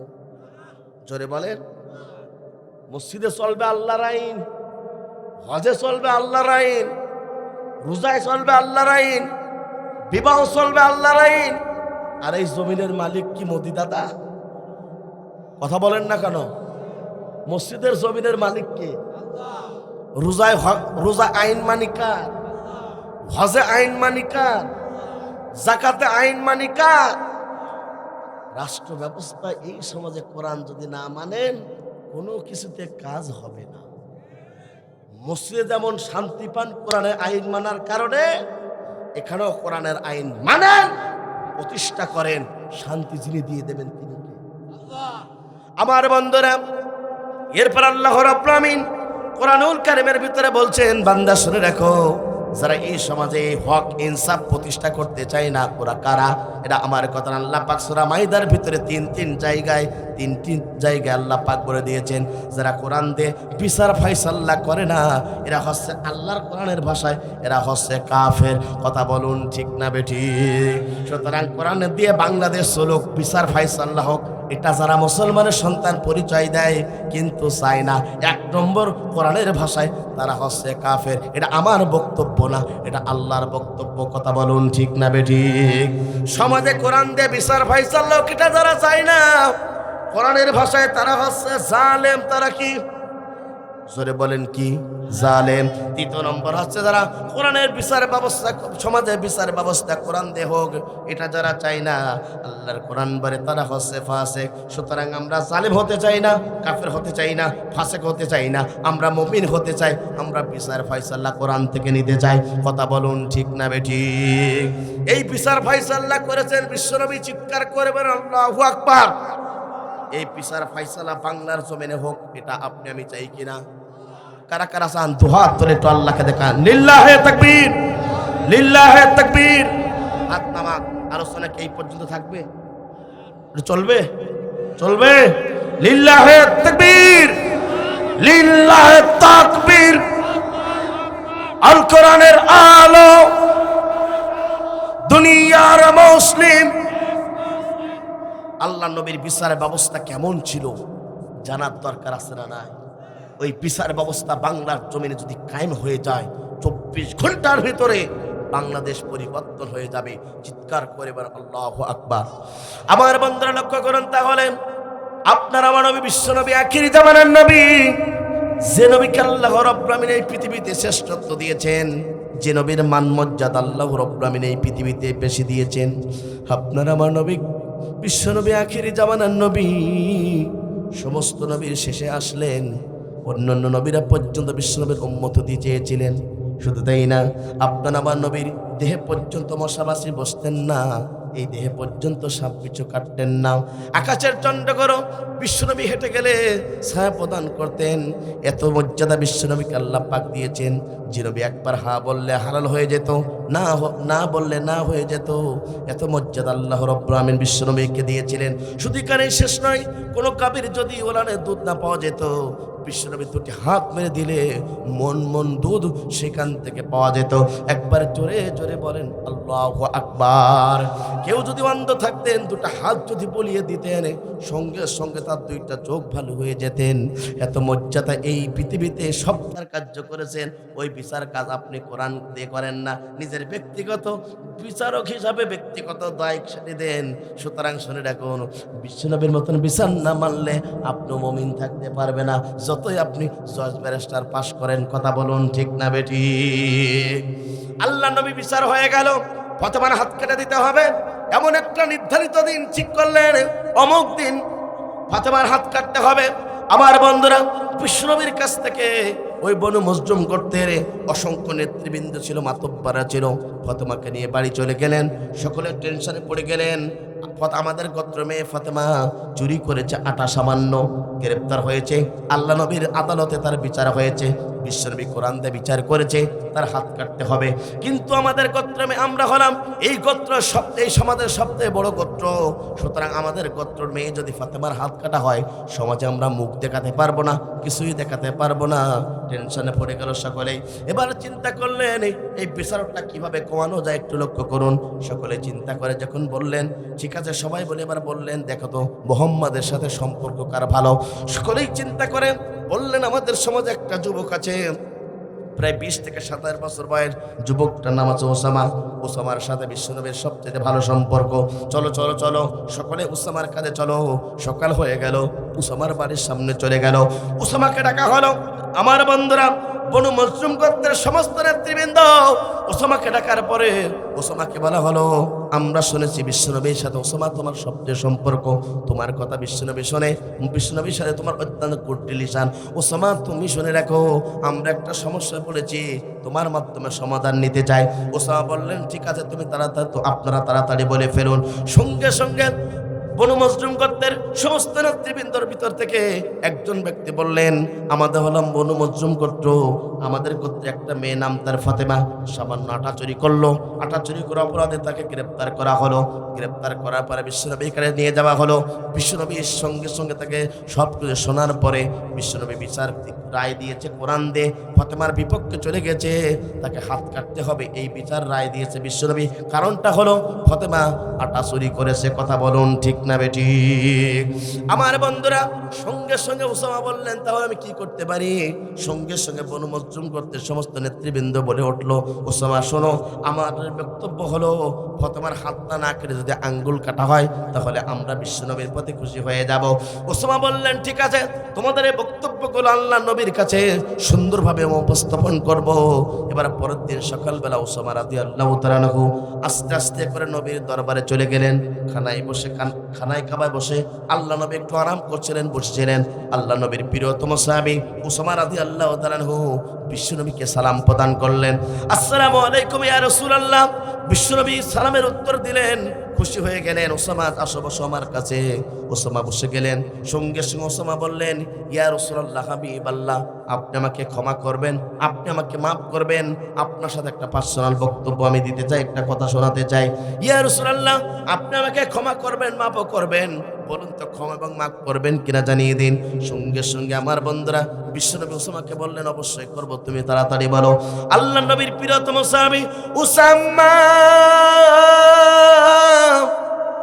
চোখের পানি ছেড়ে বললেন, ইয়া রাসূলুল্লাহ হাবিবাল্লাহ, যদি আমার বক্তব্য যদি নিজের হতো, 1 সেকেন্ডের জন্য বলতাম না। বনু মজলুম গোত্রের সমস্ত নেতৃবৃন্দ আমার কাছে এসেছিল আর বলেছিল, ইয়া রাসূলুল্লাহ, সেই গোত্রের ভিতরে একটা মেয়ে ছিল, নাম তার ছিল ফাতেমা। ইয়া রাসূলুল্লাহ হাবিবাল্লাহ, সেই ফাতেমা সামান্য আটা চুরি করেছিল, আটা চুরি করার অপরাধে সে গ্রেপ্তার হয়েছিল, ধরাও খেয়েছিল। আপনার আদালতে আসলো বিচারটা। ইয়া রাসূলুল্লাহ, আপনি সুন্দরভাবে কোরআন দিয়ে বিচার করেছিলেন। আমার বন্ধুরা, সেই বিচারটা ছিল আপনি ফাতেমার বিপক্ষে রায় দিয়েছেন, তার হাতটা কাটতে হবে, এমন দিনে এই বিচার কার্যক্রম সম্পন্ন হবে। কিন্তু তারা চিন্তা করে বলল, আমরা হলাম এই গোত্রের সবচেয়ে এই সমাজের সবচেয়ে আমরা বড় গোত্র, যদি আমাদের ফাতেমার হাতটা কাটা হয় সমাজে আমরা মুখ দেখাতে পারবো না। তারা আবদার করেছে, আপনি যদি ফাতেমার হাতটা না কেটে একটা আঙ্গুল যদি কাটতেন, ওই গোত্রের মানুষগুলো আপনার প্রতি খুশি হয়ে যেত। একবার জোরে জোরে বলেন আল্লাহু আকবার। সঙ্গে সঙ্গে আমার বন্ধুরা বিশ্বনবী এই কথাটা শোনার সঙ্গে সঙ্গে দুইটা চোখ রক্তিম বর্ণ হয়ে গেল, চুলগুলো খাড়া হয়ে গেল, অত্যন্ত বিশ্বনবী রাগান্বিত হয়ে গেল। সঙ্গে সঙ্গে বিশ্বনবী ওসামাকে লক্ষ্য করে বলল, ওসামা তুমি শুনে রাখো, বনু মজলুম গোত্রের মেয়ে ফতেমা না হয়ে যদি আমার কলিজার টুকরা ফতেমা, আমি আমার জন্মের পূর্বে বাবাকে হারিয়েছি, জন্মের পরে আমি আমার মাকে হারিয়েছি। ও ওসামা, দূর থেকে যদি আমি বাড়ি আসতাম, জামাটা খুলে আমি আমার কলিজার টুকরা ফতেমার হাতে উঠিয়ে দিতাম। শরীরটা কই গোত্রের মেয়ে যদি ফতেমা না হয়ে আমার কলিজার টুকরা ফতেমা যদি আজকে এই চুরি করতেন আর আমার আদালত যদি মামলা হতো, আমি নবী ফতেমার হাত কাটতে 1 সেকেন্ডের জন্য দেরি করতাম না। একবার জোরে জোরে বলুন আল্লাহু আকবার। এই ঘটনা থেকে শিক্ষা হলো, সূরা নিসার 65 নম্বর আয়াত। এই ঘটনা থেকে শিক্ষা হলো, যদি আমার মেয়ে যদি চুরি করতো, আমি কোরআন দিয়ে বিচার করতাম। আমার বন্ধুরা, জাহানের প্রেসিডেন্ট ওমর রাদিয়াল্লাহু তাআলার সন্তান অপরাধ করেছিল, বিচার করেছিল কোরআন দিয়ে। চিৎকার করে বলেন আল্লাহু আকবার।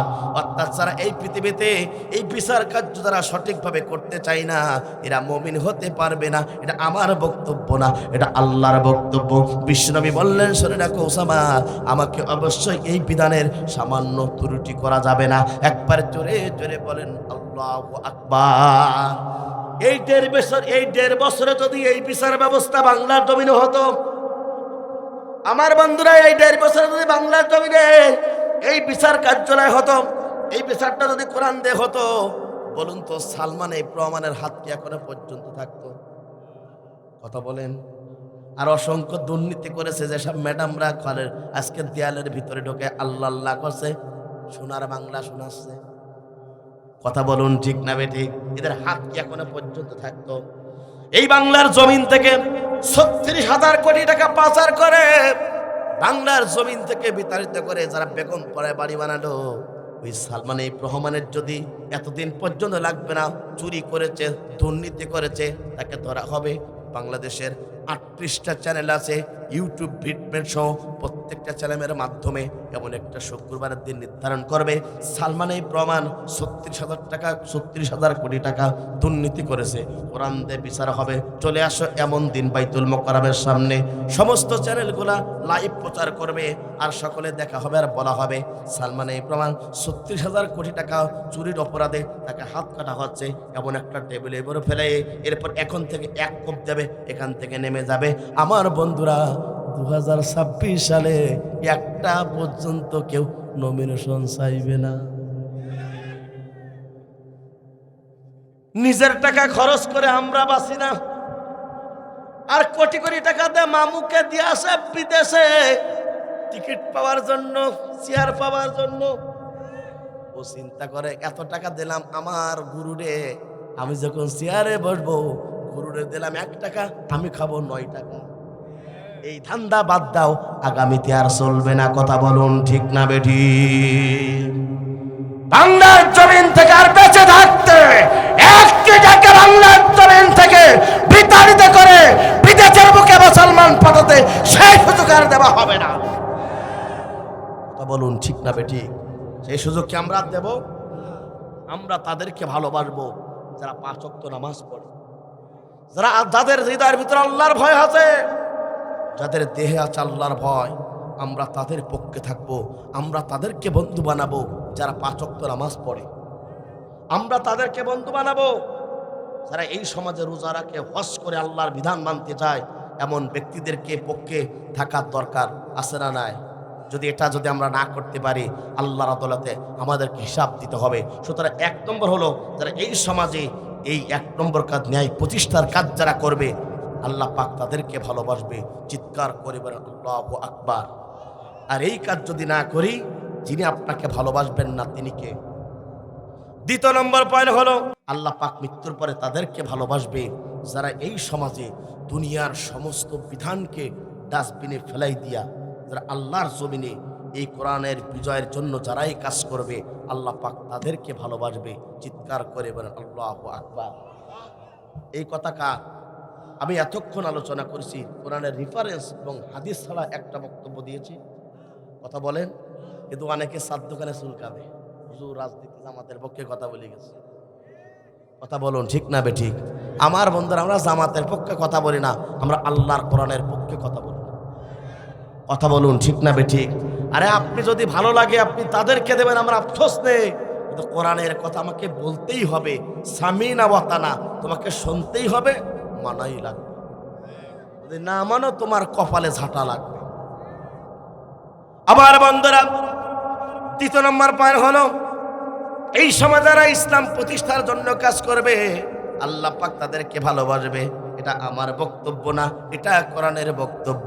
একবার জোরে জোরে বলেন আল্লাহু আকবার। আল্লাহ রাব্বুল আলামিন সেটাও কোরআনুল কারীমের ভিতরে ঘোষণা করলেন, হুয়াল্লাযী আরসালা রাসূলাহু বিল হুদা ওয়া দীনিল হক লিইজহিরাহু আলাদ-দীনি কুল্লিহি ওয়ালাহু কারিহাল মুশরিকুন। তিনি তো সেই সত্তা যিনি তার রাসূলকে সত্য দিন সহকারে এই পৃথিবীতে আল্লাহ পাক তাকে প্রেরণ করলেন। এরবি তোমার দায়িত্ব এবং কর্তব্য হলো দুনিয়ার যত মানব বসিত যত বিধান আছে, উপরে মতদর্শ আছে, সমস্ত মতদর্শগুলোকে ডাস্টবিনে ফেলাই দিয়া এই সমাজে কোরআনের ইসলাম প্রতিষ্ঠা তোমাকে করতে হবে। আর এই কাজ যখন তুমি যে সমাজে করবে, সমাজে মুনাফিকের বাচ্চারা মুশরিকরা তোমার প্রতি অসন্তুষ্ট হবে, তোমার যায় আসে না, তোমাকে এই কাজ করাই লাগবে। কথা বলুন ঠিক না বেঠিক? এই দায়িত্ব রাসূলকে দিয়েছিলেন তিনি কে? জোরে বলেন তিনি কে? আল্লাহ পাক তার রাসূলকে এই দায়িত্ব দিয়ে পাঠালেন। তোমার দায়িত্ব এবং কর্তব্য হলো সত্য সহকারে এই পৃথিবীতে এই কোরআনকে নাজিল করলাম। তোমার দায়িত্ব এবং কর্তব্য হলো এই বিধানকে সমাজে প্রতিষ্ঠার জন্য কাজ করতে হবে। সমাজে যারা মুশরিক আছে, মুনাফিক আছে, তোমার প্রতি অসন্তুষ্ট হবে, তারপর মুহাম্মদ তোমার যায় আসে না, কোরআনের কথা তোমাকে বলাই লাগবে, বিজয়ের কাজ করাই লাগবে। আমার বন্ধুরা, এবার আল্লাহ পাক অন্য আয়াতে বল দিয়েছেন, ইন্নাদ-দীনা ইনদাল্লাহিল ইসলাম। আল্লাহ তাআলার কাছে একমাত্র শুধুমাত্র কেবলমাত্র পূর্ণাঙ্গ জীবন ব্যবস্থার নাম কি? কোরআন, ইসলাম। কথা বলুন ঠিক না বেঠিক? এরপর আল্লাহ পাক বলছে, নবী শোনো, যদি এই বিধানের পক্ষে কথা না বলে মানব রচিত বিধান দিয়ে শান্তি আনতে যাও, তুমি দুনিয়াতেও ক্ষতিগ্রস্ত, আখিরাতেও ক্ষতিগ্রস্ত। কথা কার? সুতরাং আমরা নামাজি, আমরা তো এই কাজ করতে পারি না। আল্লাহর বিধান বাদ দিয়ে মানব রচিত বিধান সমাজে প্রতিষ্ঠিত করতে পারবো না, কথাও বলতে পারবো না, জাহান্নামের চৌরাস্তায় আমরা পর্যন্ত যেতে পারবো না।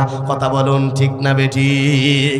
এটা আমার কথা না, এটা আল্লাহর কোরআনুল কারীমের কথা। আল্লাহ পাক বলেন, ওয়া মান ইয়াবতাগি গায়রাল ইসলামি দীনান ফালাই ইকবালা মিনহু ওয়া হুয়া ফিল আখিরাতি মিনাল খাসিরিন। আল্লাহ পাক বলেন, বান্দা শুনে রাখো, আল্লাহর কোরআন, আল্লাহর ইসলাম, এই কোরআন বাদ দিয়ে যদি মানব রচিত ইসলাম মেনে যদি এই সমাজে শান্তি আনতে চাও, আমি রব্বুল আমিন শান্তিও দেব না, মুক্তিও দেব না। তুমি দুনিয়াতেও ক্ষতিগ্রস্ত হবে, আখিরাতেও ক্ষতিগ্রস্ত হবে। এটা আমার বক্তব্য না, এটা কোরআনের বক্তব্য, আল্লাহর বক্তব্য। কথা বলুন ঠিক না বেঠিক? সুতরাং এই দায়িত্ব পালন করেছেন আল্লাহর নবী। আল্লাহর নবী নেই, আল উলামা ওয়ারাসাতুল আম্বিয়া, নবী উদ্দেশ্যের মাঝে হক্কানি আলেমগণ, আলেম হিসাবে এই সমাজে এই দিন প্রতিষ্ঠার জন্য কাজ করার দরকার আছে না নাই? এবারে সকলেই তো সমাজে আলেম না, সবাই কি আলেম না? এবার নবীর উম্মত হিসাবে বলুন তো, আপনি এই সমাজে এই ইসলাম প্রতিষ্ঠার কাজ করার দরকার আছে না নাই? আলেমরা করলে ক্ষতি, আমার এমন ভাইরা করলেও অনেকের ক্ষতি। কথা বলুন ঠিক না বেঠিক? নবী নেই, আলেমরা করবে, আলেমরা সবাই তো আলেম না। সুতরাং অনেকে আল্লাহর প্রিয় গোলাম আছে, তারাও এই সমাজে ইসলাম প্রতিষ্ঠার জন্য কাজ করবে। এই ইসলাম প্রতিষ্ঠার জন্য কাজ করে বলে অনেকের কিছু মানুষের কলিজা জ্বলে। কথা বলুন ঠিক না বেঠিক? এই জন্য আমার বন্ধুরা, এই দিন প্রতিষ্ঠার জন্য আল্লাহ নবীকে এই পৃথিবীতে আল্লাহ পাক প্রেরণ করেছিলেন। আমার বন্ধুরা, বিশ্ব নবী প্রতিষ্ঠা করে গিয়েছিলেন। এই দিন প্রতিষ্ঠা করতে গিয়ে নবীর প্রিয় সাহাবায়ে কেরামরা রক্ত দিয়েছেন, হাসতে হাসতে বিদায় গ্রহণ করেছেন। বাতিল শক্তির কাছে এক সেকেন্ডের জন্য মাথা নত করি নাই। কথা বলুন ঠিক না বেঠিক? আমার বন্ধুরা, এই দিন প্রতিষ্ঠা করতে গিয়ে নবীর প্রিয় সাহাবায়ে কেরামরা কেমন কষ্ট করেছে একটু লক্ষ্য করুন।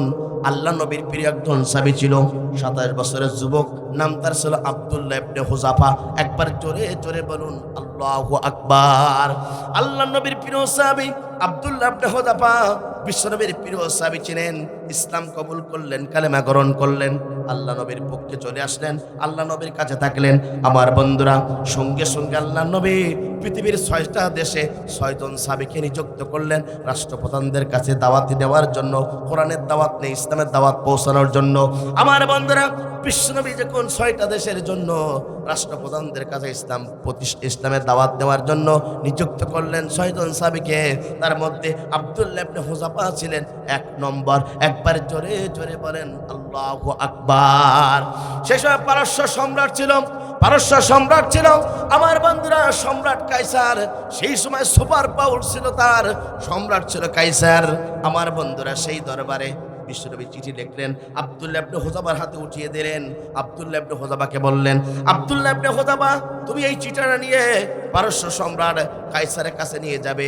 শোনো, এই চিঠি নিয়ে যাবে, এর বিনিময়ে যদি তোমার শাহাদাত বরণ করা লাগে, জীবন যদি চলে যাওয়া লাগে, তারপরেও তুমি যাবে, কিন্তু তার কাছে 1 সেকেন্ডের জন্য মাথা নত করবে না। একবার জোরে জোরে বলেন আল্লাহু আকবার। বর্তমান যুবকেরা ইসলাম, কোরআন পড়ে, হাদিস পড়ে, ইসলাম মানার জন্য চেষ্টা করে, আর প্রতিজ্ঞাবদ্ধ হয়েছে ইসলাম বুঝেছি, কোরআনের পথে চলবো, হকের পক্ষে চলবো।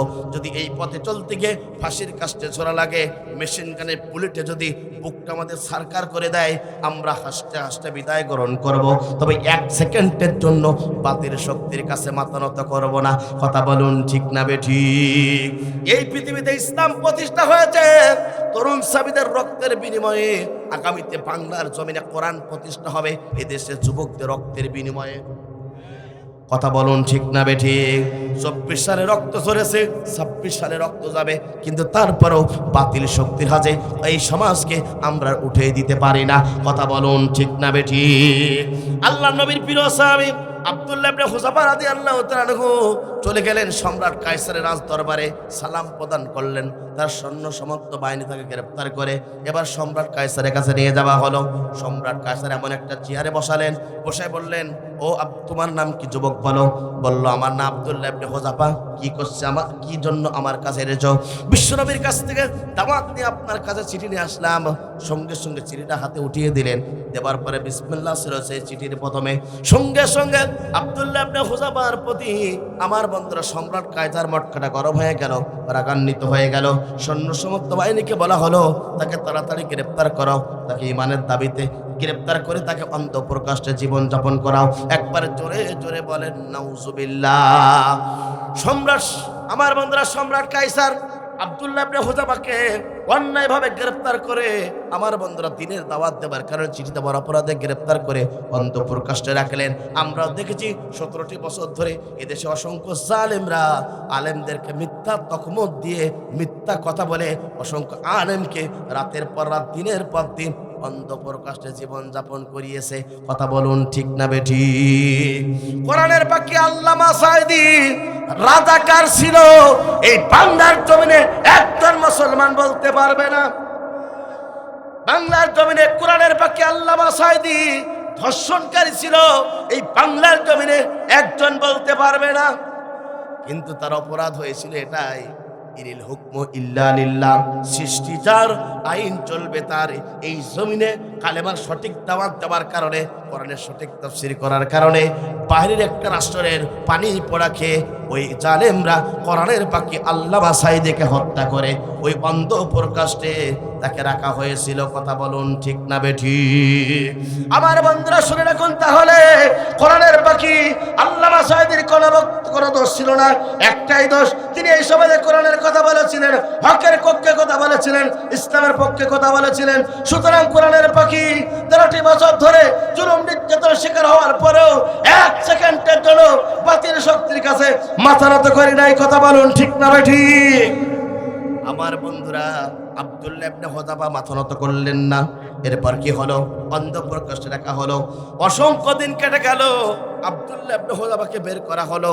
আব্দুল্লাহ ইবনে হুযাফার বুকের উপরে পাথর চাপায় দেওয়া হলো। তাকে বলা হলো, আব্দুল্লাহ ইবনে হুযাফা, তুমি ইসলাম ছেড়ে দাও, কালেমা ছেড়ে দাও, হক পথ থেকে তুমি ফিরে আসো, আমাদের কাছে মাথা নত করো। আমার বন্ধুরা, নবীর প্রিয় সাহাবী আব্দুল্লাহ ইবনে হুযাফা দীপ্ত কণ্ঠে বলল, শুনে রাখো, এভাবে যদি তোমরা জুলুম করতে করতে দুনিয়ার মাঝ থেকে যদি তোমরা আমাকে বিদায় গ্রহণ করো, আমি হাসতে হাসতে বিদায় গ্রহণ করব। নবীর প্রিয় সাহাবী আব্দুল্লাহ ইবনে হুযাফা এক সেকেন্ডের জন্য বাতিল শক্তির কাছে মাথা নত করব না। একবার জোরে জোরে বলেন আল্লাহু আকবার। আমার বন্ধুরা, আবারও সেই মরুর প্রান্ত থেকে নিয়ে অন্ধ প্রকাশ রাখা হলো। পরদিন সকাল হয়ে গেল। দুইটা গাছের সাথে তার হাত দুটো বাঁধা হলো। জাল্লাদদেরকে বলা হলো, তার বুক বরাবর তোমরা তীর করে একটা একটা তোমার তীর মেরে দেবে, কিন্তু খবরদার তার দেহের উপরে লাগবে না, পাশ দিয়ে চলে যাবে। একটা তীর যখন নিক্ষেপ করলো, ডান পাশ দিয়ে চলে গেল। নবীর প্রিয় সাহাবী, আমার বন্ধুরা, তরুণ যুবক সাহাবী আব্দুল্লাহ ইবনে হুযাফাকে বলা হলো, আব্দুল্লাহ ইবনে হুযাফা, তুমি ইসলাম ছেড়ে দাও, কালেমা ছেড়ে দাও, মুহাম্মদের দল ত্যাগ করো। দীপ্ত কণ্ঠে নবীর প্রিয় সাহাবী আব্দুল্লাহ ইবনে হুযাফা বললেন, হাসতে হাসতে বিদায় গ্রহণ করব, তবে এক সেকেন্ডের জন্য বাতিল শক্তির কাছে মাথা নত করব না। একবার জোরে জোরে বলেন আল্লাহু আকবার। আমার বন্ধুরা, এরপর কি হলো? সঙ্গে সঙ্গে আব্দুল্লাহ ইবনে হুযাফাকে কষ্ট দিল, তারপর তিনি মাথা নত করলেন না। সম্রাট কায়সার মটকাটা গরম হয়ে গেল। এবার সম্রাট কায়সার তাকে সঙ্গে সঙ্গে অফার দেওয়া হলো তিনটা। কয়টা?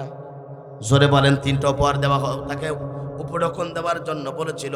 এক নম্বর ছিল, আব্দুল্লাহ ইবনে হুযাফা, এই রাষ্ট্রের প্রধান হচ্ছে আমি, এই রাষ্ট্রের যত সম্পদ আছে অর্ধেক সম্পদ তোমাকে দিয়ে দেব, তুমি আমার কাছে মাথা নত করো।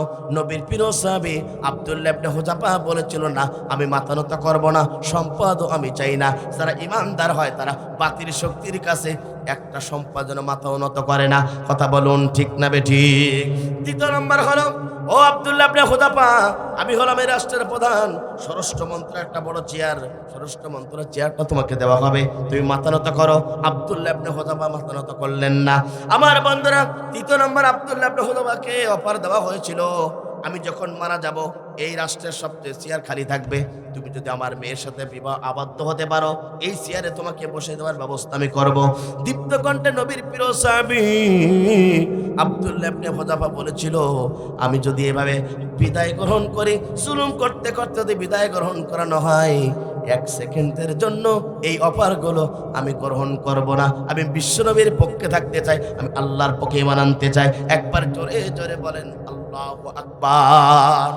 কোরআনের পাখি আল্লামা সাঈদীর দিকে লক্ষ্য করুন। বিশ্বনবীর প্রিয় তরুণ যুবক সাহাবীগণ, ইসলাম প্রতিষ্ঠার জন্য তারা রক্ত দিয়েছে, বাতিলের কাছে মাথা নত করে নাই। কোরআনের পাখি আল্লামা সাঈদীকে বলা হলো, বাংলার জমির সবচেয়ে বড় বাড়িটা আপনাকে উপহার দেওয়া হবে, বিনিময়ে শুধু আমাদের পক্ষে কথা বলবেন। আল্লামা সাঈদী বলেছিল, না না না, আমি তোমাদের কাছে মাথা নত করব না। কথা বলুন ঠিক না বেঠিক? আপনি কি চান? বাংলাদেশের সবচেয়ে দামি গাড়িটা আপনি চান, আপনাকে তাই দেওয়া হবে, বিনিময়ে আমাদের কাছে মাথা নত করুন। কোরআনের পাখি আল্লামা সাঈদী বলেছিলেন, না না, আমি মাথা নত করব না। শেষ পর্যন্ত আল্লামা সাঈদীকে বলেছিলেন, শোনো, শেষ অফার হলো, যদি বাংলার জমিনে স্বরাষ্ট্র মন্ত্রণালয় অথবা ধর্ম মন্ত্রণালয় যদি আপনি চান, আপনাকে দেওয়া হবে। আমার বন্ধুরা, দীপ্ত কণ্ঠে নবীর দীপ্ত কণ্ঠে কোরআনের পাখি আল্লামা সাঈদী বলেছিলেন, আমাকে যদি এই তিনটে অফার যদি আমাকে দেওয়া হয়, তারপর আমি বাতিল শক্তির কাছে এক সেকেন্ডের জন্য মাথা নত করব না। কথা বলুন ঠিক না বেটি? তাকে সলিউশনের মাধ্যমে, ইনজেকশনের মাধ্যমে বিস্ফোরক করে শেষ হাসিটা পর্যন্ত ওই জালেমরা কেড়ে নিয়েছিল। তারপরও বাতিল শক্তির কাছে কোরআনের পাখি আল্লামা সাঈদী মাথা নত করেনি। কথা বলুন ঠিক না বেটি? আল্লামা সাঈদী তুমি মরনি, শহীদ হয়েছ তুমি এটাই জানি। কথা বলুন ঠিক না বেটি? আল্লামা সাঈদী তুমি মরনি, শহীদ হয়েছ তুমি এটাই জানি, শহীদ হয়েছ তুমি এটাই জানি। কারাগারে কাটালে 13টি বছর, বাতিল কেঁপেছে তোমায় দেখে থর থর। কথা বলুন ঠিক না মানে? কারাগারে কাটালে 13টি বছর, বাতিল কেঁপেছে তোমায় দেখে থর থর।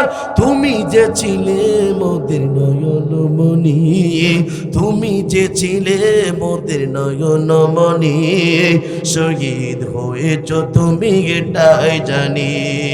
আল্লামা সাঈদী তুমি মরনি, শহীদ হয়েছ তুমি এটাই জানি। দেখো মাঝে যতদিন ছিল তব প্রাণ, বলেছিলে তুমি সেই প্রভুর কালাম। কথা বলুন ঠিক না বেড়ে? দেখো মাঝে যতদিন ছিল তব প্রাণ, বলেছিলে তুমি সেই প্রভুর কালাম। তাই তো তোমায় ভাবি প্রতিদিনই, তাই তো তোমায় ভাবি প্রতিদিনই, শহীদ হয়েছ তুমি এটাই জানি। আল্লামা সাঈদী তুমি মরনি, শহীদ হয়েছ তুমি এটাই জানি, শহীদ হয়েছ তুমি এটাই জানি। দেখা তো হবে না আর এই দুনিয়ায়, দেখা হবে জান্নাত সেই বাগানে। কথা বলুন ঠিক না মানে?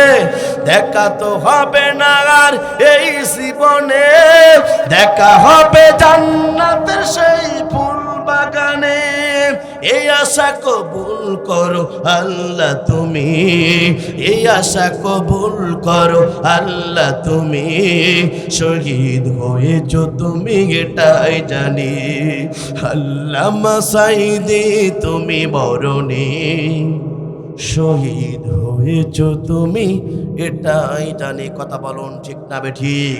সুতরাং আজকে ঝিনাইদহবাসী, জিয়ানগরবাসী আপনাদের সম্মুখে দীপ্ত কণ্ঠে বলতে চাই, 18 কোটি মুসলমানের সম্মুখে যারা এদেশের শ্রেষ্ঠ তাফসীরকারক, গোটা বিশ্বের সম্পদ, গোটা বাংলাদেশের একজন হক তাফসীরকারক, ইসলামী আন্দোলনের এক সিপাহ ছাড়া কোরআনের পাখি আল্লামা সাঈদীকে যারা মিথ্যাপবাদ দিয়ে রাজাকার বলে, দর্শনকারী বলে, বাংলার জমিনে ভারতকে খুশি করার জন্য যারা সলিউশনের মাধ্যমে কোরআনের পাখি আল্লামা সাঈদীকে যারা হত্যা করেছিল, বাংলার জমিনে 2026 সালে 12ই ফেব্রুয়ারি এদেশে ইসলাম প্রতিষ্ঠার পক্ষে আমরা রায় দিয়ে কোরআনের পাখি আল্লামা সাঈদীর হত্যার বিচার বাংলার জমিনে কায়েম করতে চান কারা কারা? যদি হাত তারা আল্লাহকে দেখে দেন তারা তারা। লিল্লাহে তাকবীর, লিল্লাহে তাকবীর। আল কোরআনের আলো। আমার বন্ধুরা, কোরআনের পাখি আল্লামা সাঈদীকে যারা হত্যা করেছে তাদের বিচার বাংলার জমিনে ইনশাআল্লাহ হবেই হবে। ও নাস্তিকের বাচ্চা ঠেকাতে পারবে না। তার বাপের বিচার যদি 50 বছর পরে কায়েম করতে পারে, আমরা মুসলমান বলছি কোরআনের সৈনিক হয়ে যাবে। আমরাও কোরআনের পাখি আল্লামা সাঈদীর হত্যার বিচার বাংলার জমিনে আদায় করে ছাড়ব। কথা বলুন ঠিক না বেঠিক? আমার বন্ধুরা, নবীর প্রিয় সাহাবী আব্দুল্লাহ ইবনে হুযাফা মুসাব, আমার বন্ধুরা, সম্রাট কায়সার বললেন, আব্দুল্লাহ ইবনে হুযাফা তুমি কি করলে মাথা নত করবে বলো? বলল, শুনে রাখেন, এই কারাগারের ভিতরে 1000 আলেম আছে। 1000? আমি আপনার কপালে চুম্বন করব। 1000 আলেম যদি মুক্ত করে দিতে পারেন, আমি আপনার কপালে চুম্বন করব। চিৎকার করে আল্লাহু আকবার। অদ্য জাহানের প্রেসিডেন্ট ওমর রাদিয়াল্লাহু তাআলা আনহু যখন এই কথা শুনলেন, তিনি বললেন, আমারও ইচ্ছা হয় আমি আব্দুল্লাহ ইবনে হুযাফার কপাল বরাবর একটা চুম্বন করে দেই। চিৎকার করে আল্লাহু আকবার। এই তরুণ যুবক সাহাবীগণ তারা ইসলাম প্রতিষ্ঠায়, কোরআন প্রতিষ্ঠায় তারা জীবন উৎসর্গ করতে চেয়েছিলেন। বাতিল শক্তির কাছে মাথা নত করিনি। কথা বলুন ঠিক না বেঠিক? আমার বন্ধুরা, 3 নম্বর, আর 2 মিনিট সময় নিতে চাই। আপনার বলবেন ভাই যে আর 2টা মিনিট। 3 নম্বর পয়েন্ট হলো যারা এই দুনিয়াতে তৌবা করবে, গুনাহ করে নিয়ে এমন কোনো ব্যক্তি নেই।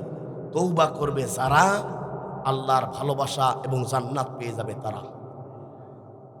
আল্লাহ রসুল দুনিয়াতে যার পরে এবং পূর্বে সমস্ত গুনাহ খাতা মাফ করে দিয়েছেন তিনি কে? তিনি হাদিসে পাওয়া যায় সর্বনিম্ন 70 বার তৌবা করতেন। আমার বন্ধুরা, আপনি দিনের আলোতে রাতের গভীরে কত অপরাধ করেছি দুনিয়ার কেউ জানে না, জানেন তিনি কে?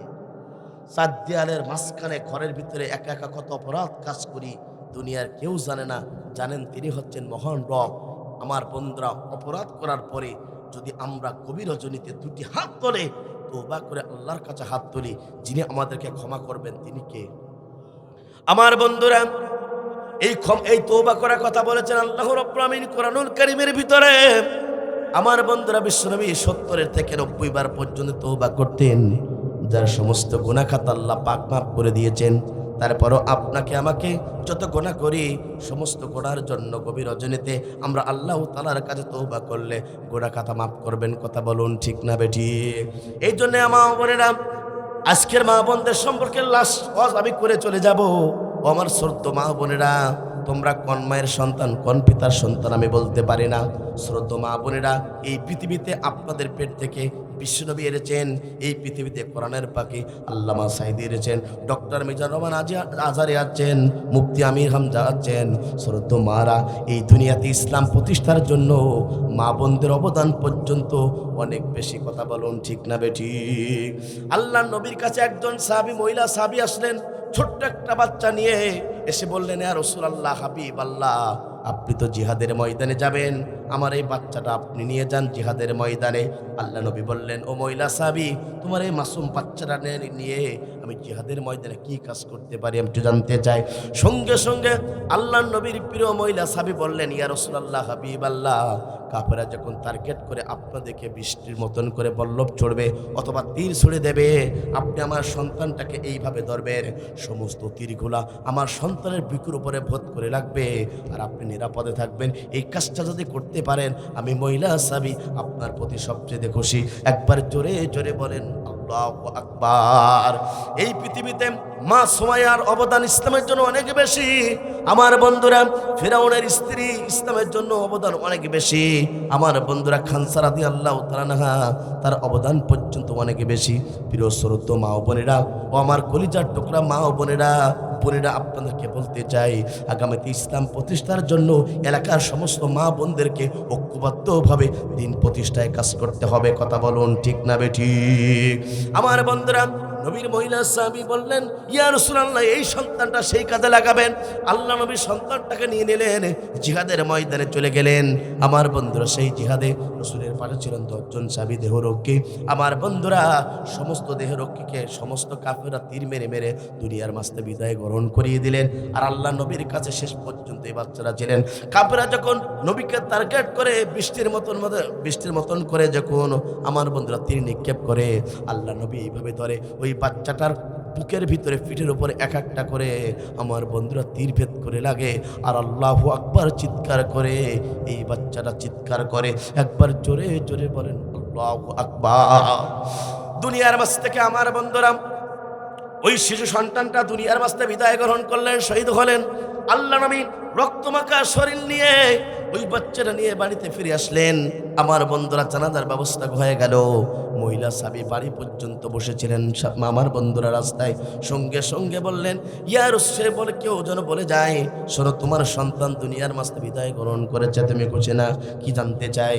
মহিলা সাহাবী বললেন, আমি আমার স্বামীকে শহীদ হয়েছে, আমার ভাই শহীদ হয়েছে, আমার অনেক আত্মস্বজন শহীদ হয়েছে, নিজের মাসুম বাচ্চাটা দিন প্রতিষ্ঠার জন্য নবীর কাছে আমি দিয়েছি, আমার সন্তানটা শহীদ হয়েছে। আমি একটিবারের জন্য মন খারাপ করি না। আমি হাসরের ময়দানে, কিয়ামতের ময়দানে দীপ্ত কণ্ঠে আল্লাহর দরবারে বলতে পারবো, আমি ছিলাম একজন শহীদের মা। একবার জোরে জোরে বলেন আল্লাহু আকবার।